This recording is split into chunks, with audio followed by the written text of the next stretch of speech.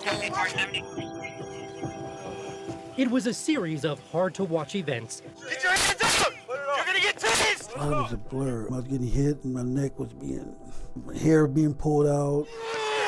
Put your hands up! That would lead to accusations of excessive force, a six-figure settlement, and questions about the existence of a confidential informant.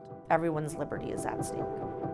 On this December night in 2019, body camera footage captures what started out as a traffic stop in North Minneapolis.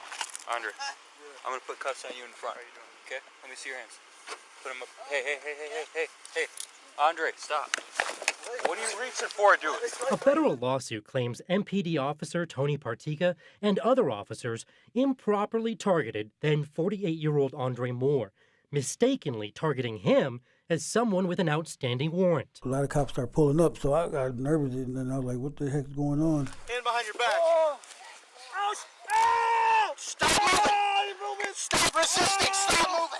I was like, man, they got me mistaken for somebody else. The lawsuit claims MPD officers beat up Moore, pulling his hair, breaking his nose, among other injuries, and then filing this incident report with the heading, quote, "More money, more problems."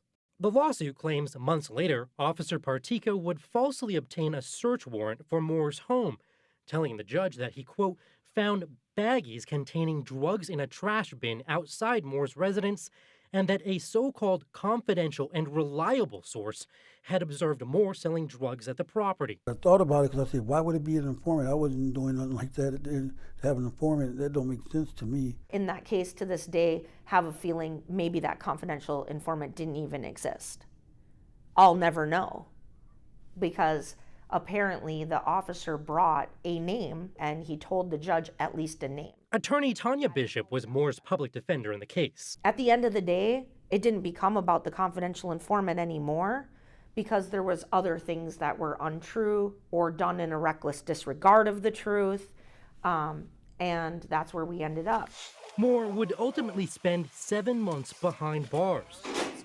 Months he would never get back. I was stressed out, couldn't eat, scratching my head a lot, losing weight, couldn't sleep. The drug charges against Moore were ultimately thrown out after the judge found there was, quote, intentional or reckless disregard for the truth when the officer applied for this original search warrant. The judge pointed to the lack of evidence.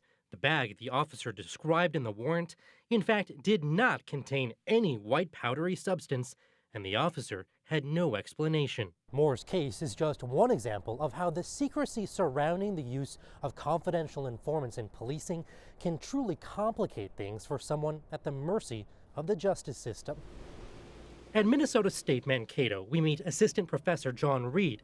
He spent 35 years on the force in Kentucky and says confidential informants are useful in certain cases. I think as far as narcotics investigations, they're very integral to investigations and so forth, but they're also helpful, you know, in homicides, robberies. To maintain their safety, confidential informants' identities are protected by state law. They often work with police to give information to help them build criminal investigations, sometimes conducting drug buys in exchange for a lesser sentence, or in some cases, a direct payout from the police department. They're people that actually make a living giving information to police. And they can support their lifestyle? They can support their lifestyle completely. Through a public records request, the Fox 9 investigators have learned MPD has paid confidential informants more than $300,000 over the past 4 years.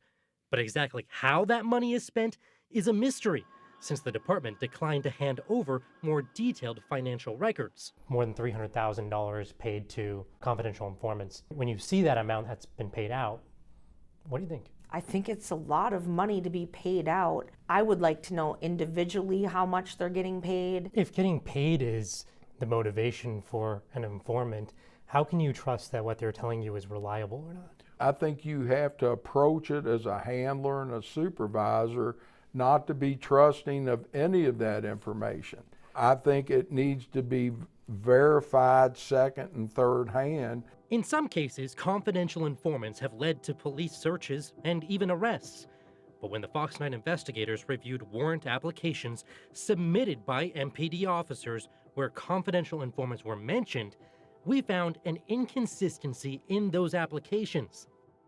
Some officers disclosed that an informant was in fact a paid informant, while others made no mention of a payment at all. Do you think disclosure of whether an informant has been paid or not should be mandatory? Yes, absolutely. Because if someone is paid, then you can use that in court to challenge whether or not they are telling the truth.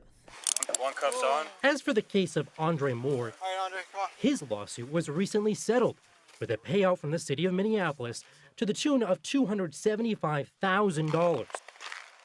Meanwhile, Officer Partika is still on the job. If we don't speak on it, then it'll keep happening. You know, like somebody got to stand up. His former attorney now calling for more transparency when police rely on confidential informants. At the end of the day, when they pay that person, does it end up in a conviction?